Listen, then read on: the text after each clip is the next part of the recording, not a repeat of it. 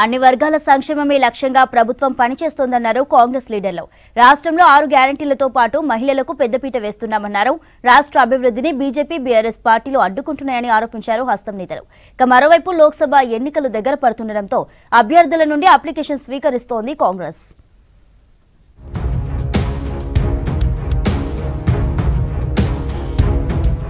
గాంధీభవన్లో MP అభ్యర్థుల నుంచి అప్లికేషన్లు స్వీకరించారు నేతలు.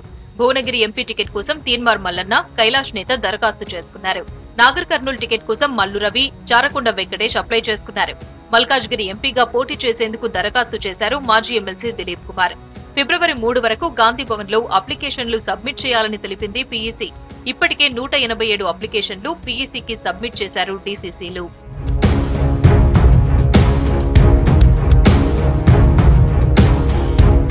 బీఆర్ఎస్ వర్కింగ్ ప్రెసిడెంట్ కేటీఆర్ కు పరువు నష్టం దావా నోటీసులు పంపారు ఏఐసీసీ సీనియర్ నేత మాణిక్యం ఠాకూర్.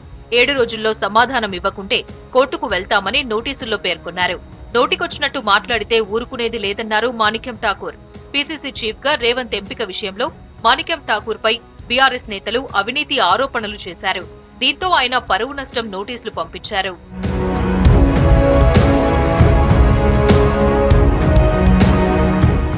విద్యార్థులకు ఎమ్మెల్సీ పదవులు ఇస్తే రాజకీయాల్లోనూ రాణిస్తారన్నారు ఎమ్మెల్సీ మహేష్ కుమార్ గౌడ్. నిరుద్యోగుల సమస్యల పరిష్కారానికి కృషి చేస్తామన్నారు ఎమ్మెల్సీ బల్మూరి వెంకట్. మహేష్ కుమార్ గౌడ్, బల్మూరి వెంకట్ ఎమ్మెల్సీలుగా ప్రమాణ స్వీకారం చేశారు. వారితో ప్రమాణం చేయించారు మండలి చైర్మన్ గుత్తా. 1990 నుంచి 99 వరకు ఎన్ఎస్యూ అధ్యక్షుడు నాకు, ఇప్పుడు ప్రస్తుత ఎన్ఎస్యూ అధ్యక్షుడు వెంకట్ గారికి ఎమ్మెల్సీ పదవులు కట్టబెట్టడం ద్వారా విద్యార్థులు రాజకీయాల్లోకి వస్తే రాజకీయాల్లో కూడా రాణిస్తారు అని చెప్పడానికి ఇది ఒక ఉదాహరణగా మా ఇద్దరు కూడా అవకాశం ఇచ్చినారు. కౌన్సిల్ అనేది పెద్దల సభలో అత్యంత పిన్న వయస్కుడు వెంకట్కి అవకాశం వచ్చింది అంటే అది కాంగ్రెస్ వల్లే సాధ్యం. ఇద్దరం ఎన్ఎస్యూ బ్యాక్గ్రౌండ్కి వెళ్ళి వచ్చినాం కాబట్టి ఏదైతే విద్యార్థి నిరుద్యోగులకి సంబంధించిన సమస్యలు, ఏదైతే తెలంగాణలో అతిపెద్ద కులం యువ కులం ఒక సమస్యలు, 18 నుంచి 40 సంవత్సరాల మధ్యలో ఉన్న విద్యార్థి యువకుల సమస్యలపైన తప్పనిసరిగా వాళ్ళ పక్షాన ఒక ప్రతినిధిగా ప్రభుత్వానికి వాళ్ళకి మధ్యలో ఒక సమన్వయకర్త బాధ్యత తప్పనిసరిగా పోషిస్తాము. బీజేపీ, బీఆర్ఎస్ ఎస్సీ, ఎస్టీ, మైనారిటీల అభివృద్ధిని అడ్డుకుంటున్నాయని ఆరోపించారు కాంగ్రెస్ సీనియర్ నేత మధు యాష్కి. బీసీ కులగణనను బీజేపీ వ్యతిరేకిస్తుందన్నారు. బీసీల వాటా కోసం ఎప్పుడూ కొట్లాడతామన్నారు యాష్కి. బీజేపీ, బీఆర్ఎస్ రెండు కూడా ఎస్సీ, ఎస్టీ, ఓబీసీ, మైనార్టీ కులాల అభివృద్ధికి వ్యతిరేకం.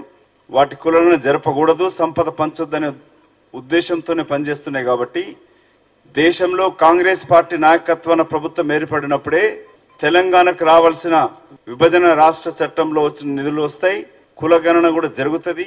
చెన్నూరు నియోజకవర్గంలో త్వరలోనే స్కిల్ డెవలప్మెంట్ సెంటర్లను ప్రారంభించి యువతకు ఉద్యోగ అవకాశాలు కల్పిస్తామన్నారు ఎమ్మెల్యే వివేక్ వెంకటస్వామి. దేశంలోనే సింగరేణి అతిపెద్ద సంస్థ అన్నారు.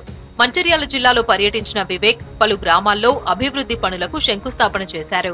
అందరు చూస్తారు, ఇంతకు ముందు ఉన్న ప్రభుత్వము అవినీతిలో మునిగిపోయి ఈ రాష్ట్రాన్ని ఖజానా అంతా కూడా ఖాళీ చేసి ఒక్క పైసా ప్రజలకు పని చేయకుండా వీళ్ళన్నీ కూడా అప్పులు చేసి నిజంగానే ఖర్చు పెట్టినప్పుడు ఏదో ఒక మంచి ఫలితాలు లభించాలి మనకు. కానీ మనకు ఫలితాలు ఇక్కడ కూడా లభించలేదు. మీరు చూసినారు, కాళేశ్వరం ప్రాజెక్ట్ లో 1,00,000 కోట్ల రూపాయలు ఖర్చు పెట్టి అక్కడ ఒక్క బొట్టు నీళ్లు కూడా రావడం లేదు.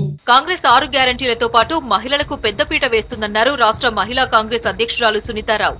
ఎంపీ ఎలక్షన్లలో కాంగ్రెస్ ను గెలిపించుకునేందుకు మహిళా కాంగ్రెస్ కృషి చేస్తుందన్నారు. హైదరాబాద్ పార్లమెంటు మహిళా కాంగ్రెస్ రివ్యూ మీటింగ్ కు ముఖ్య అతిథిగా హాజరయ్యారు సునీతారావు.